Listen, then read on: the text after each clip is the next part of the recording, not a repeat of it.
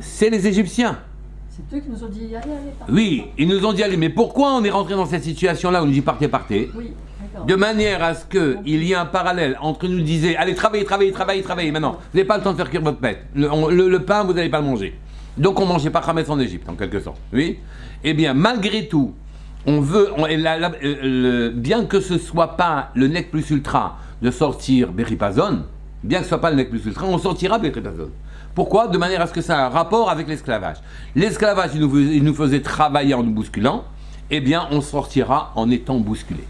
De manière à ce qu'on voit un parallèle clair, un lien clair entre l'esclavage et la libération. Et qu'on sache que c'est pas anodin, que c'est arrivé de manière construite par Akadosh Baruch Hu, et ça nous donne vraiment une idée de passer, mais à fait là, Léora, on passe à la lumière, à la compréhension en quelque sorte de la chose. Oui. Et donc, alors que quand ils étaient eux-mêmes en Égypte, oui, en dehors du travail, c'est-à-dire en dehors, la libération est en rapport avec l'esclavage, et quand ils n'étaient pas exploités de manière énorme, parfaite, à ce moment-là, les Égyptiens n'étaient pas makpidim de les laisser enrichir leur pain. Là, ils mangeaient de la massa hachira. Mais Khametz, ils ne mangeaient pas. Clair? Maintenant, pour quelle raison ce paragraphe, oui, est-il en araméen? Donc, le premier paragraphe de la Haggadah est en araméen, et pour ça, on est obligé de passer par une petite introduction. D'accord? Il commence en araméen, et puis, d'ailleurs, il n'est pas que en araméen. C'est marqué, le Shana Haba, Eretz Israël, ou je ne sais plus. Ouais, dans certaines versions, c'est comme ça. Le Shana Haba, Be'arad Israël, Bnei Chorim. Le Shana Haba, c'est la Shana Kodesh. Be'arad Israël, araméen. Bnei Chorim, c'est la Shana Kodesh. Les Shana Haba, et ainsi de suite. Donc il y a un mélange ici de l'échonot bizarre. Les Chachamim sont extrêmement précis. Pour quelle raison c'est mélangé comme ça? Et les Chachamim, on est obligé de passer par une petite parenthèse. Pour quelle raison on ne lit le Hallel complet que les deux premiers soirs de Pessah, Chutz La'aretz, et que le premier soir en Eretz Israël? On devrait lire le Hallel, on est délivré. Oui, on devrait lire le Hallel complet, les 7 jours de Pessah. Oui. Et on répond, pas le soir. Oui, on répond, oui, mais les Égyptiens, ils sont morts, nanana, etc. On n'est pas vraiment délivré avant le passage avant l'ouverture, le Kriyat Yam-Suf de la mer, etc.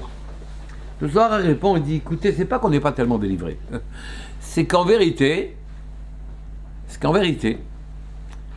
notre lien avec Akadosh Baruch Hu n'est pas encore bien établi. Il sera établi dans 50 jours, au moment de Shavuot. D'accord? Là-bas, il y aura une véritable délivrance, c'est-à-dire un lien avec Hachem. Maintenant, nous sommes sortis d'Égypte. D'accord? On a encore peur des Égyptiens. Vous voyez bien qu'on a eu très peur d'eux quand ils nous ont suivis. Et la peur montre qu'on leur accorde leur importance. Nous sommes encore prisonniers, oui, de l'Égypte. Peut-être pas, on est sorti de la terre d'Égypte, mais l'Égypte n'est pas sortie de nous, oui. On la peur, elle est encore vivante. Elle est là, la peur. Elle est là, la peur. Et donc, elle est là, la peur. Et puisqu'elle est là, la peur, on n'est pas délivré. On sera délivré après le décompte, quand on aura on n'aura plus en référence que Hachem. Là, ça c'est la véritable délivrance. Tant qu'on n'a pas que Hachem en référence, et qu'on a peur des Égyptiens, on a peur de la famine, on a peur de l'eau, on a peur de ci, on a peur de ça, etc. Oui? Alors à ce moment-là, hein, on ne peut pas être libre. On n'est pas libre. Maintenant, dans notre rapport avec Akadosh Baruch Hu, et là vous êtes obligé de faire un petit saut. Par saut, j'entends ni S-E-A-U, ni S-O-T. Mais un saut S-A-U-T. D'accord? Le saut de Pessah. Exactement. Et quel saut on est obligé de faire? Vous êtes obligé d'entendre que quand on parle avec Hachem, quand on est libre et qu'on cause entre guillemets avec Hachem, alors on parle en Lashon HaKodesh. Le Lashon HaKodesh, c'est que Akadosh Baruch Hu a élu notre langue comme étant le canal d'expression qui nous permet d'avoir un rapport avec lui. C'est ça Lashon HaKodesh. Oui? Et que et c'est ça qui nous permet de... Il a élu non seulement un peuple, mais il a élu son Lachon quand on vous donne dans le Hallel, on vous dit, mais remets-nous Mikol Haleshonot, il nous a élevés au-dessus de tous les Leshonot, on se demande bien ce que ça veut dire, il nous a élevés au-dessus de tous les Leshonot. C'est que notre Lachon, notre langue, oui, celle qui établit le rapport, elle permet notre langue d'établir un rapport avec Hachem.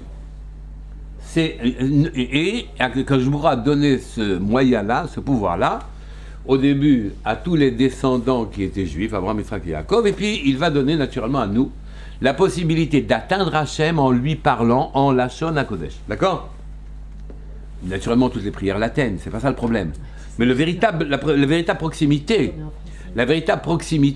elle est en Lachon HaKodesh. Comprendre qui c'est Hachem, c'est Lachon HaKodesh.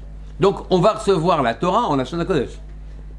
Quand Akadosh Baruch Hu va s'imprégner, rentrer dans les mots de Torah, les investir, et qu'il va être dans la Torah, et que nous, on va pouvoir, en étudiant la Torah, comprendre un aspect d'Hachem, pouvoir avoir un rapport avec lui.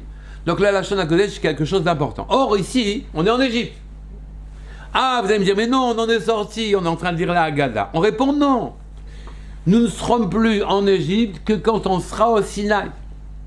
Quand on aura la Torah. Là, à ce moment-là, on aura un rapport vertical et pas seulement un rapport horizontal avec la réalité, avec les choses, oui. Et là, à ce moment-là, on sera délivré. Donc, il est très normal que même si on a passé les portes de l'Égypte, on a quitté l'Égypte, il est normal de s'exprimer en araméen, pas en Lachon HaKodesh. D'accord ? Vient le Hari Akadosh et il ajoute une finesse. Et il dit, Onkelos nous a traduit la Torah, et la traduction s'appelle un Targum, donc il y a une traduction de la Torah. Ce Targum, c'est la Torah, j'allais dire pour les nuls, mais c'est la Torah pour les gens qui sont en galoute. Oui. Le Lachon normal de la Torah en galoute, c'est le Targum. Le Targum, c'est ce qu'on appelle Klipat Noga. Vous savez qu'on dit El Ginat Egoz Yaradti, au jardin des noix on est descendu. Et pourquoi au jardin des noix on est descendu ? Parce que la noix elle a 4 peaux. Vous en connaissez combien ? On en connaît des fruits qui ont 4 peaux. 4 peaux, elle a la noix. Elle a 4 peaux. Elle a une pellicule que vous ne connaissez pas, une pellicule brune. Tous ceux qui ont vécu dans les Moshavim, ils savent que la noix, elle est brune quand elle descend, elle n'est pas verte. Ouais. Il y a une pellicule brune sur la gousse, on dit ? La housse ? La gousse ? Je sais pas encore. La gousse, ouais. La gousse verte. Ah bon, pour le truc vert. Pardon. Il devient marron, il y a un truc marron au-dessus, et qui disparaît. Le vert devient marron. Non. Avant le vert, il y a un marron. Qui part et qui disparaît, et ensuite c'est vert. Maintenant, le vert, c'est la deuxième enveloppe. La troisième enveloppe, vous la connaissez, c'est la dure, oui. Il y en a une quatrième. La petite pellicule que vous avez sur la noix, que vous mangez avec la noix. La pellicule un peu marron comme ça, que vous mangez avec la noix. Ça s'appelle Klipat Noga. Une peau... Noga, une peau qui touche, littéralement. Et donc, la peau qui touche, elle est mangeable avec, oui. Et ça, c'est Soda Targum. C'est ça la traduction. Traduction, c'est une espèce de mélange d'une peau, d'une clipa, oui, avec le fruit lui-même. Mais, c'est mangeable. C'est mangeable, d'accord ? Et le Shlomo Kadosh, il vient et il explique qu'en vérité, nous avons été délivrés en bas. Et si c'est encore un grand yesod que vous devez enregistrer. Mis à part que passer de passer de l'obscurité à la lumière, ça veut dire comprendre ce qui se passe. C'est pas la lumière poétique, une irisée qui vient nous truquer, voilà. C'est pas ça du tout, on y comprend quelque chose, d'accord ? Et donc il fait correspondre les événements de la libération avec ceux de notre esclavage. Le deuxième yesod, c'est qu'en vérité, quand il y a délivrance en bas, il y a délivrance en haut. On délivre en haut. Oui. On délivre quoi ? C'est que les fautes commises par les précédentes générations ont provoqué l'existence qu'on appelle des clipotes. Oui, des pots. Des pots de la noix, donc. Oui. Des clipotes. Oui. Mais les clipotes, c'est des corps sans vie. Des corps sans vitalité, pas sans vitalité, excusez-moi. Sans vie réelle, mais pas sans vitalité. Oui. Les Égyptiens, par exemple, c'est une clipa du clan d'Israël, des trucs comme ça. Les Égyptiens, ils étaient là-bas pour représenter une clipa qui nous a oppressés. D'accord? Donc, la délivrance en bas, petit à petit, la délivrance en bas entraîne une délivrance en haut. Je ne sais pas quand est-ce que j'ai cité ça, ce Shabbat, mais c'est marqué dans Parashat Ekev, Uvarachta et Hashem Elokera, Vesavarta, Veachalta, Vesavarta, Uvarachta et Hashem Elokera. Oui. Donc tu mangeras, tu seras rassasié et tu béniras Hashem. Et la question qui se pose, mais j'ai pas besoin de bénir Hashem, qu'est-ce que ça veut dire bénir Hashem? Je bénis Hashem, moi. Je remercie, d'accord? Je reconnais, c'est bien fait. Mais bénir, ça semble être non approprié, d'accord? Vient le Zohar et l'explique. Bénir Hashem, c'est bénir les deux niveaux qui sont, pas les niveaux supérieurs, mais les niveaux inférieurs. Quand on dit, mais bénis-moi, c'est pour de vrai.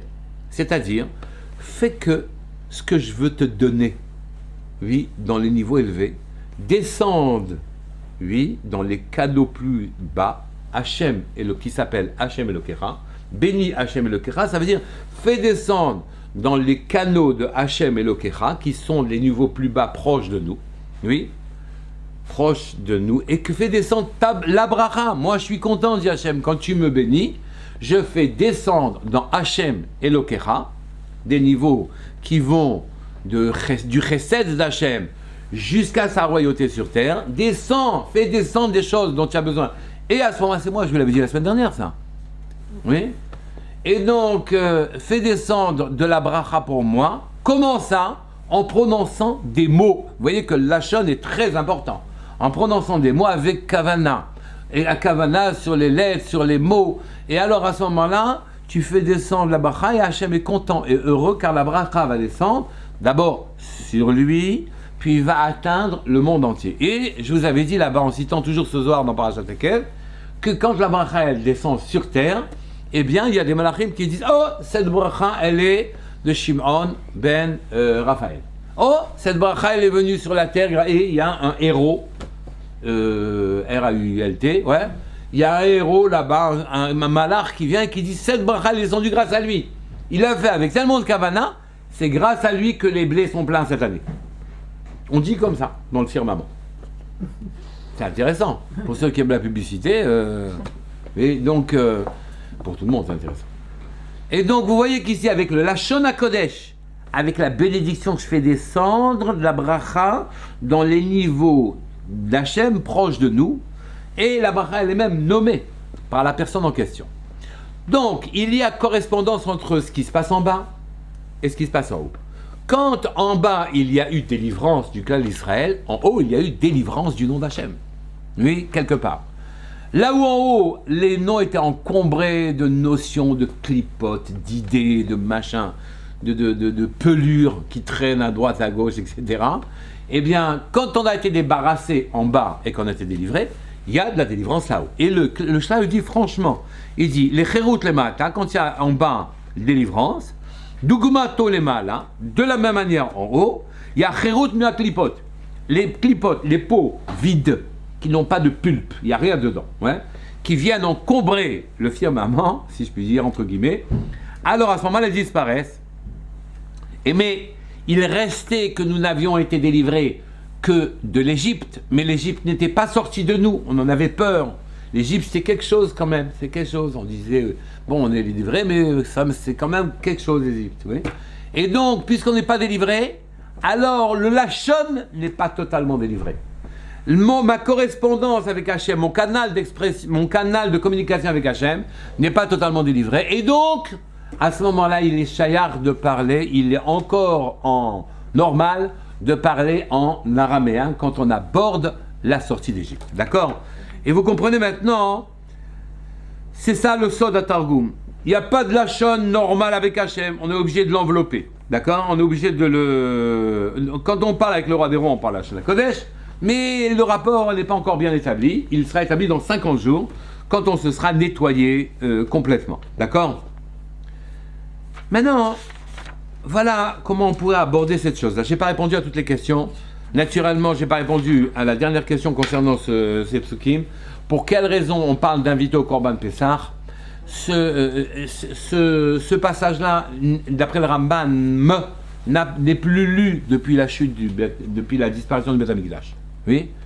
Excusez-moi, il est lu depuis la chute du Beth Amikdash. C'est là qu'on dit celui qui veut, qui vient faire le Korban Pessah avec nous. Où le Korban Pessah désormais se fait non plus avec vraiment l'agneau pascal, oui, mais qui se fait en parlant.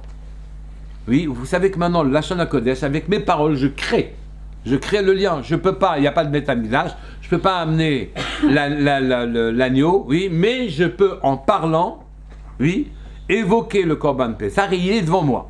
Comme dans mon rêve, si tu rêves, tu es au mikvé et que quelqu'un t'a volé ton sac, c'est réel, il n'y a pas de discussion, oui. Quand je parle, c'est réel, d'accord, c'est pas à côté.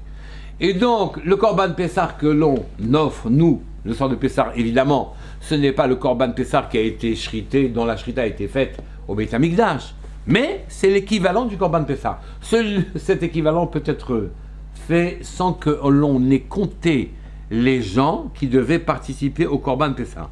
Car quand on ne pouvait manger de cet animal que quand, avant le soir de Pessah, on avait été compté qui mangerait cet animal. Et après, on ne pouvait plus, si on n'avait pas été compté, en manger.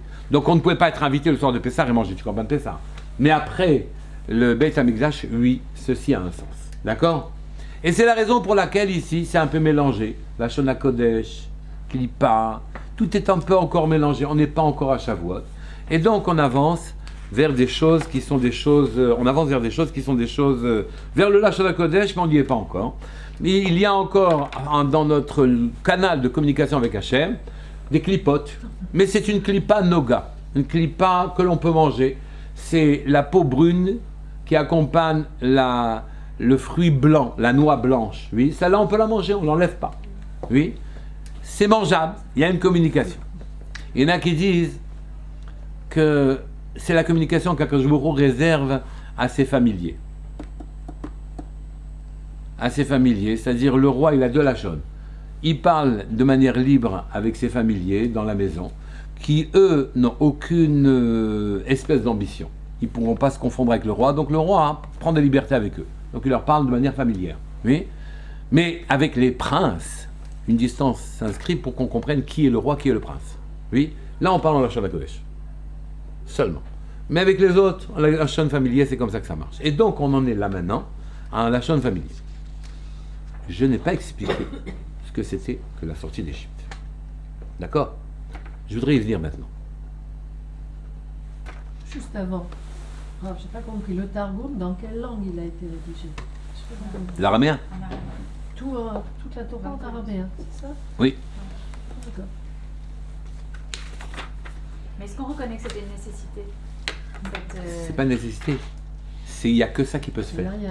Parce que la situation impliquait, de la même manière que la situation impliquait que je sorte avec précipitation afin que j'ai une lisibilité, on me bousculait pour que je travaille très rapidement, les Égyptiens me bousculent, ils me feront sortir avec la même précipitation avec laquelle ils me bousculaient pour que je travaille, ils me feront sortir avec cette précipitation.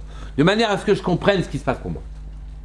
C'est comme ça que ça marche. Et donc, que je veux qu'on se passe, mais a fait la Léora, que l'on comprenne ce qui nous arrive, et donc il n'y a pas d'autre possibilité que de nous faire sortir avec précipitation d'Égypte. Ici, il n'y a pas d'autre possibilité que de nous parler, avoir un canal de communication qui soit comme une peau digeste, pas comme une peau indigeste. Oui. Et donc, ce canal de communication, il n'est pas encore pur et parfait, que l'on aura au Sinaï dans 50 jours. Ça, j'ai compris pour ce que vous dites sur le moment de la sortie d'Égypte, mais maintenant pour Onkelos qui a traduit avant lui, il n'y avait pas de... Mais Onkelos, il y avait les Romains, c'est le neveu de l'empereur. Oui, je sais. Et donc si c'est le neveu de l'empereur, on est en galoute, si on est en galoute, c'est la langue de la galoute, c'est la... D'accord, donc c'est l'araméen. Ça veut dire qu'à ce moment-là, c'était quand même une nécessité. Mais c'est-à-dire que même s'il a installé une peau, il fallait ça pour sauver le fruit, c'est ça ce que vous voulez dire? Quelque part, pour protéger le fruit, on lui a mis la petite peau qui permet de continuer d'avoir une communication de la Lachon HaKodesh, mais à la mode de la galoute. D'accord. Puis la galoute implique ça. Il n'y a pas. Vous n'avez pas le niveau. On n'a pas le niveau, donc on ne peut pas parler de la Lachon HaKodesh. Ouais, exactement. Donc voilà un petit peu, ça c'est le sod du Targum, du Lachon, le latino c'est pareil, toutes ces langues là, le yiddish c'est pareil, oui. Et toutes ces langues là, c'est une manière de garder du Kodesh, mais on ne parle plus vraiment Kodesh, on est en galoute, la communication elle n'est pas la même. D'accord? Et c'est quasiment mécanique, ça arrive systématiquement en galoute. On va parler un franc hébreu en France, ouais. 3 mots d'hébreu, 3 mots de français, quoi, un truc comme ça. Et c'est normal, on est en galoute. En Israël, on fait semblant de ne pas être en galoute, on fait semblant de parler à la Lachon HaKodesh. Mais les Brites, tu parles de la Kodesh. Non, c'est oui. Les autres modernes. Le vote moderne, ouais. Alors, c'est quoi la galoute, Mitzrayim? Oui, je vous ai dit, je vous ai suggéré à plusieurs reprises j'ai suggéré que l'Égypte, c'est la sortie de nos propres frontières. Nous sommes enfermés dans des tonnes de peau, d'écrans, prisonniers dans les écrans, d'accord, en question, et on n'arrive pas à avoir de rapport de communication avec notre propre créateur, et ça demande un travail gigantesque. Ces peaux s'appellent Mitzrayim, s'appellent limites. Sortir des limites. D'accord? Quand on est sorti d'Égypte, on est sorti de nos limites. Oui? Et on peut enfin aborder un rapport plus proxime avec Akadosh Baruch Hu. Enfin. D'accord? C'est à ça que sert la sortie d'Égypte. D'accord? Et je vais vous le dire maintenant sous une autre forme. Avoir un rapport avec Hachem, c'est être Eved Hachem. Oui? Ça veut dire, comment je considère que Hachem est présent avec moi, c'est que dans mes gestes de tous les jours, dans ma compréhension de tous les jours, dans mes pensées de tous les jours, alors je mets Hachem. Et quand je mets Hachem dans mes pensées et dans mes gestes de tous les jours, à ce moment-là, je suis son serviteur. Je dis, à quel rapport voulez-vous avoir d'autre? Oui. Ben, c'est celui qui n'a pas encore bien compris sa place. Il dit, bon, ben, elle va me laisser quand même pas, je peux quand même me permettre une petite fumerie de temps en temps, un petit ceci de temps en temps, etc. Moi, je suis un fils, quoi. Oui. Et après, on devient adulte, on devient sérieux, et on dit, mon rapport et ma liberté, elle est d'avoir un rapport avec Hachem. En Égypte, nous étions Eved en Mitzrayim, lisez le mot, et Eved, esclave des frontières, nous étions esclaves parce que les frontières nous oppressaient. Nos limites nous oppressaient. Et nous avons été délivrés de nos limites en sortant d'Égypte. D'ailleurs, ça finit par le grandiose passage de la mer Rouge, de la Yam Souf, ouais. Un passage grandiose de Yam Souf, oui. Et donc, ici, il n'y a plus de limites. Il n'y a plus rien. Le monde, ici, la nature, elle est soumise à Hachem, d'accord? Et vous allez monter plus haut encore. Quand on va monter au Sinaï, les 7 cieux vont souffrir. Et Akadosh Baruch Hu va se montrer au clan d'Israël. D'accord? Donc il n'y a plus de frontières du tout. Plus de frontières. Et on devient à ce moment-là Eved Hachem, serviteur d'Hachem, le rapport que nous avons avec notre Créateur. Alors, c'est ce que l'on veut dire par les mots. Ou Moshe, Eved Hachem, Allah El Elohim. Moshe, en étant le serviteur d'Hachem, est monté jusqu'à Dieu. Donc lui, il n'a pas d'écran. D'accord? Et c'est cette qualité que l'on acquiert par la sortie d'Égypte. C'est ça que l'on acquiert. On acquiert, on époussette, on se départit de nos limites et on devient des gens proches d'Akadosh Baruch Hu, d'accord? Et Moshe Rabbeinu avait atteint la 49e porte. On a dit qu'il ne lui manquait pas grand-chose pour être proche d'Hachem, d'accord? La 49e porte. Et les Bnei Israël ont été délivrés avant de tomber dans la 5e porte de la Touma. Il y a 50 portes vers le haut, 50 portes vers le bas. Il y a de la vitalité vers le bas, attention. Il y a dans la saleté, il y a de la vitalité aussi. Hein. Il y en a beaucoup. Hein. Et donc, ils étaient tombés dans la 49e porte. Dans la 49e porte, Moshe Rabbeinu pouvait les sauver encore. Puisque lui, il avait acquis 49 portes de Gdusha. Les bonnes portes, il les avait. Et donc, il aurait pu faire sortir le clan d'Israël de la 49e porte. Il les avait acquises à quel moment ces 49 portes? C'est-à-dire même quand il est né, il les avait ces 49 portes? Pratiquement. Donc quand Non, il ne les avait pas. Ouais, mais ça veut dire Mais il était, oui, quand il est parti, il était dedans. Il était dedans. C'est marqué à propos de, c'est marqué Abraham, il y a un psy entre Abraham et Abraham. Donc, il y a que c'était lui le seul, ou peut-être les Lévites, Oui, qui n'ont pas été touchés par tout ça. Oui, par le oui. fait. C'est une âme spéciale. Et à propos de Moshe, quand il l'a appelé Akadosh Baruch Hu, il l'a appelé Moshe. Et d'habitude, normalement, quand il l'a appelé Abraham, c'est marqué Abraham, mais entre les deux Abraham, il y a un psych. On nous oblige à faire un arrêt. Oui, Abraham. Mais avec Moshe, non. Il a toujours été Moshe Rabbeinu. Je vous avais expliqué aussi que dans Parashat Vaera, quand Moshe avait dit Lama Areota la Hamazé, pourquoi tu fais du mal à ce peuple-là? Tu m'envoies délivrer, et finalement, ça finit par les obliger à apporter de la paille que Pharaon leur fournissait précédemment. Et nous, on entend ça c'est le pshat. Parce qu'on ne comprend pas la suite. Parce que quand je vient et se plaint, il lui dit Vaera, je suis apparu à Abraham, Yitzhak et Yaakov, Bekel Shakai, Ve Shem Hashem lo nodati lahem. Et je leur ai apparu sous le nom de El, plus loin, Shakai, oui. Mais Hashem, sous le nom d'Hachem, je ne leur ai pas apparu. Quel rapport y a-t-il entre eux? Pourquoi ça fait du mal à ce peuple-là? Et je vous avais répondu que non. Moshe Rabbeinu dit, mais attends, tu m'as demandé de les délivrer, donc ils devraient voir les choses comme moi je les vois. Parfaitement, tout est clair. Le lien avec Hachem est clair partout. Là, c'est ça que à toi, je t'apparais sous le nom de Hachem, Yud Kevavke. Où là, tout est clair pour toi. Mais moi, ça ne m'intéresse pas ce nom-là. Je veux que les Juifs y travaillent. Ils apparaissent sous le nom, je leur apparais sous le nom de quel Shakai. Oui, c'est-à-dire chez Dai, qui donne juste de quoi survivre. Oui, une petite étincelle ici, un truc comme ça, enfin. Ils n'ont d'accès qu'à une petite parcelle de lumière personnelle. Oui, bon, je ne vais pas rentrer dedans.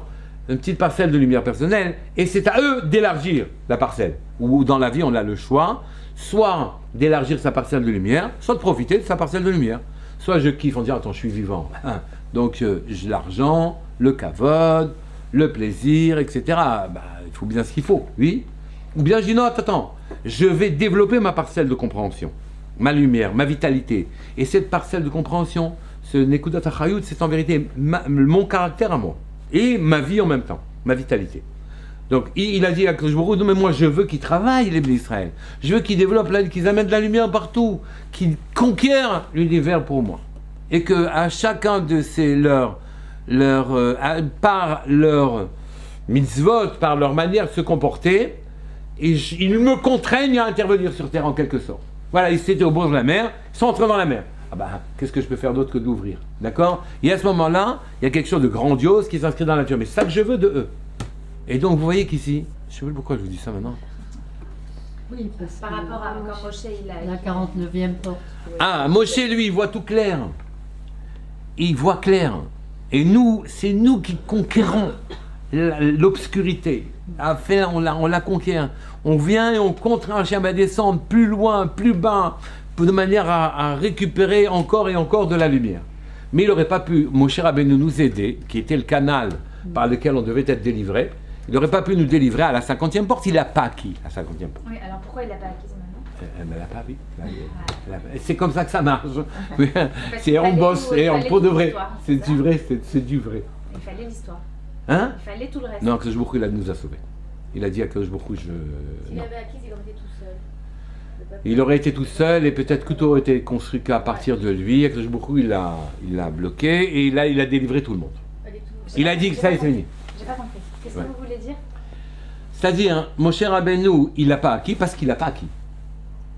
Il y avait une liberté. Il a acquis 49, il n'a pas acquis 50. S'il avait acquis 50, je ne sais pas ce qui serait passé. On va dire comme ça. Notre travail, il est efficace. Il est même efficient. Il se passe quelque chose quand on fait. On crée l'histoire en quelque sorte. Je comprends pas, je suis désolée. Notre travail l'a empêché d'atteindre Non. la 50e. Non, notre travail est efficace et efficient. D'accord. Et Moshe Rabbeinu n'a pas acquis la 50e Oui, mais moi, porte. je veux savoir N'ayant pas. Pourquoi elle n'a pas acquis? Parce qu'elle n'a pas acquis. Pourquoi vous n'êtes pas C'est quoi, c'est sa président de la limite? République? Parce que je ne suis pas. C'est sa limite, c'est sa limite. Mais, Vous avez une limite. oui ou non, j'en sais rien. Il n'a pas. Nous, Akadosh Baruch Hu travaille avec ses agents et avec ses C'est sujet. Il n'a pas qu'il a 50e. Peut-être qu'il aurait eu un niveau au-dessus et plus humain. Je ne veux pas dire qu'est-ce qui serait passé. Peut-être qu'il n'aurait pas pu parler avec le peuple. Non, je veux dire, le peuple ne peut plus parler avec lui. Oui, Si tu compares- je sais pas. Il y a quelqu'un qui est devant toi qui est. Non, parce qu'elle a de la peine si le peuple il est pas sauvé. Ouais, mais oui. Bah oui, d'accord.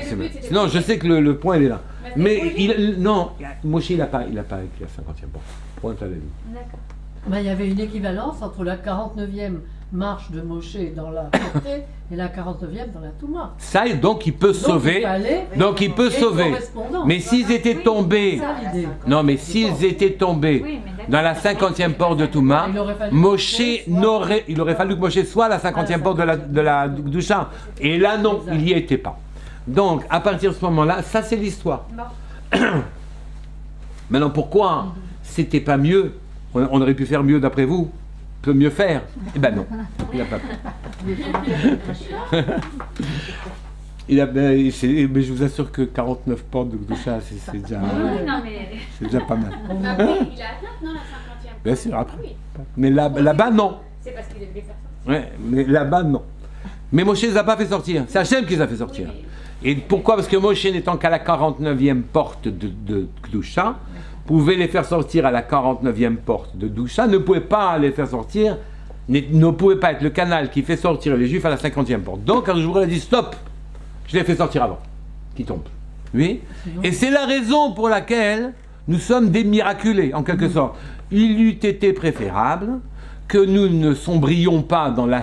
Nous ne menacions pas de sombrer dans la 50e porte, oui, parce que Moshe Rabbeinu n'aurait pas pu nous sauver, et puisqu'on en était là, et qu'on était en train de tomber dans la 50e porte, Hachem a dit stop, on arrête le jeu. Et maintenant il nous a sauvés. Donc on est des miraculés, on n'est pas dans une normalité, si on peut parler de normalité à ce stade-là, d'accord? On est des miraculés. Et c'est la raison pour laquelle, tous les jours nous devons mentionner Yetziat Mitzrayim, parce que vu que c'est un miracle que nous soyons sauvés, et là, je vais vous donner encore un yesod. Oui. La raison pour laquelle on ne comprend rien, c'est parce que c'était un miracle. Et qu'on continue tous les jours à sombrer dans nos limites. Parce que si on avait été sauvé, entre guillemets, naturellement, alors ça aurait été inscrit dans notre nature que l'on s'affranchisse des limites sans aucun problème. Oui. Ça aurait été inscrit dans notre nature normale. On aurait vagabondé, bagnodé, oui, entre la matière et les cieux les plus élevés, etc. Oui, on aurait fait ça sans problème. Mais on a été sauvés miraculeusement. Et c'était nécessaire car Moshe était à la 49e porte et pas à la 50e porte de Gdoucha. Et que nous, on était en train de tomber dans la 50e porte de Gdoucha, que je vous ai dit, stop, on arrête le jeu. Oui, de Touma, pardon. On arrête le jeu. Et donc, on a été sauvés miraculeusement. Et donc, tous les jours, on est obligé. Obligé. Oh, vous êtes pratiques d'habitude, les femmes. D'entretenir cet affranchissement. Il tient miraculeusement. Ça tient à un fil. On se refait manger par les clipotes sans arrêt. Et même si on est un tzaddik, et même si on est quelqu'un de très bien, alors c'est pas la peine, je vous dis pour les autres, oui, on se refait avaler. Et tous les jours, c'est pour ça qu'on a la mitzvah, tous les jours, de se souvenir des Yetziat Mitzrayim. Parce qu'on s'en sort pas. D'accord? Excusez-moi. Ouais. Vous dites c'est un miracle, etc. C'était quand même dans le deal avec Abraham qu'il allait nous... Oui, mais à 400 ans. Et qu'on aurait terminé tout le parcours. Et bien, le parcours du combattant, il n'a pas été terminé. Ah, vous voulez dire que le miracle, c'est qu'on était... Alors, ça dépend comment on compte après. Il y a cette Non. histoire de comment Non. Bah, c'est vrai. Faut pas confondre le sauvetage limite, oui, avec la normalité. La normalité, c'était 400 ans. Non, mais attendez. Vous dites c'est un miracle. Maintenant, est-ce que c'était dans le deal qu'il y a un miracle? Ça, c'est possible Non. aussi. C'était dans le deal que nous nous sauvions après avoir fait tout notre travail. Ça, c'était le deal. Je pense qu'ils ont mis 210 ans. Maintenant que je vous retrouve, en voyant que dans... Ils ont mis... Non, 210 ans. Non, mais j'aime bien le pluriel. Oui, Après, c'est 400 ans. Ils ont été très rapides dans la perversion. Oui, c'est ça. Ça va, ça va. Akadosh Baruch Hu, il a dit, bon, on pourrait aussi compter 400 ans d'une autre manière. On pourrait aussi, mais ce n'est qu'un Bediavad. Ce n'est qu'un a posteriori, voyant que ça craque, alors il a fallu d'autres repères. Mais ce n'est qu'à posteriori, c'est pas a priori. Il a fallu d'autres repères, d'accord? Non, comme vous avez dit qu'on payait de toute façon le temps qui nous restait jusqu'à maintenant. Alors après on a dit oui mais ils ont tellement souffert dans les 190, dans les 210 ans que ça équivaut à 400 ans. Et puis si tu le comptes à partir de la naissance d'Yitzhak, lui aussi il a fait souffrir Yitzhak et Yaakov de sorte que ça rentre dans la galoute. Voilà. Mais, si jamais nous avions été aptes à supporter le travail pendant 400 ans, ni Yitzhak il aurait souffert, ni Yaakov aurait souffert, ni Akadosh Baruch Hu nous aurait fait sortir comme ça, et c'est Moshe Rabbeinu qui nous aurait fait sortir lui-même sans... voilà. Alors l'histoire, on l'a écrite comme ça. Maintenant c'est comme ça. Résultat, La liberté de l'homme aussi. résultat de cette affaire-là, tous les jours on est obligé de se souvenir de Yetziat Mitzrayim. Parce que... On est dedans. C'est oui. le résultat de notre faiblesse en fait, c'est ça? Oui. Ben, on le voit, je vous parle très pratiquement. Ouais. On retombe dans les clipotes toutes les 2 minutes, quoi. Vous vous levez le matin, vous êtes obligé de recommencer toute la journée. On se lève le matin, on est comme un goy. Le matin, on se relève et on devient juif dans la journée. Comment redevenir juif tous les jours? On croit qu'on a gardé le truc de la veille, pas du tout. Alors, on recommence le lendemain. On est obligé de recommencer tout. Bon, D'accord? mais dites-nous quand même qu'on gravit un peu des échelons. Ah non, on gravit tous les jours des échelons. Donc on est bien d'accord. que Oui, vous avez une mais On c'est revient fongible. Mais je comprends très bien que tout est précaire et Précaire. fragile. Je comprends bien. Remets sur ton métier tous les jours. Voilà. Pourquoi les Arabes nous appellent fils de mort? Fils de Mort. Ils disent qu'on est mort, M-O-R-T ou mort, M-A-U-R-E? Fils de. fils de mort. Les morts. Les gens morts. Parce que pour vous, on Je est me- René. Parce que La non, vérité parce que la manière dont m'appellent les Arabes, je m'en fiche un peu. vous Oui, savez. non, mais ça Parce doit- qu'on- Qu'est-ce qu'ils veulent dire, je sais pas. Parce qu'on Parce a qu'on est fait mort calcul. en Non. écoutant la Torah. Non, c'est parce Et qu'on qu'on a a fait revécu. calcul. Ouais. Ils savent qu'on est mort. Non, parce que pour eux, tu sais. Eux, ils n'ont jamais été vivants. Non, mais pour eux, quand ils parlent de Ils ont nous, tellement de mélange que de toute façon. mais quand ils parlent de nous, on n'est plus le peuple de Akadosh Baruch Hu parce qu'on a fait Chat Haïgel. On est Non, mort ça, par c'est rapport vrai. aux Mais autres. ils pensent ce qu'ils veulent, c'est la Torah qui compte et rien d'autre. Donc, c'est peu importe. C'est pas ça le problème. En tout cas, là où on en est, attends, reprenons le fil. Donc, vous voyez que ici, nous sommes tous les jours obligés d'entretenir ce miracle qui nous a fait sortir d'Égypte, qui nous a fait sortir des frontières, ne disons plus d'Égypte, de Mitzrayim, et qui nous offre un accès à Kadosh Baruch Hu, fragile, un accès précaire, et tous les jours on lutte pour garder cette fenêtre-là, cette ouverture. On va arrêter pour l'Égypte, on fait une pause et on passe à l'autre sujet. Votre sujet, c'est quoi? C'est l'éducation? Ouais. Mais on devait. Normalement, on ne fait pas dans l'autre sens? C'est pas normalement d'abord l'éducation?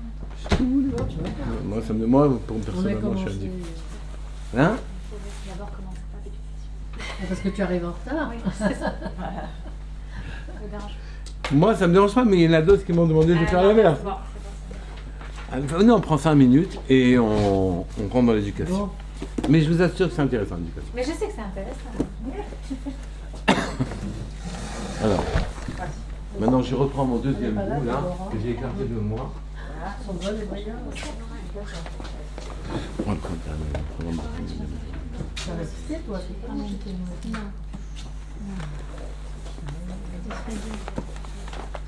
C'était une Ouais. Mais je vais prendre pour ma fille parce que elle résiste pas. Non, mais Elle attend avec impatience. Elle a signé, même. Elle Donc, ça reste elle bien. sait. Tu dis pas c'est une victime. Ouais.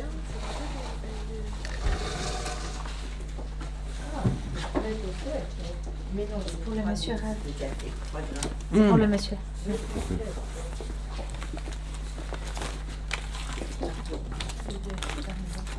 Ah.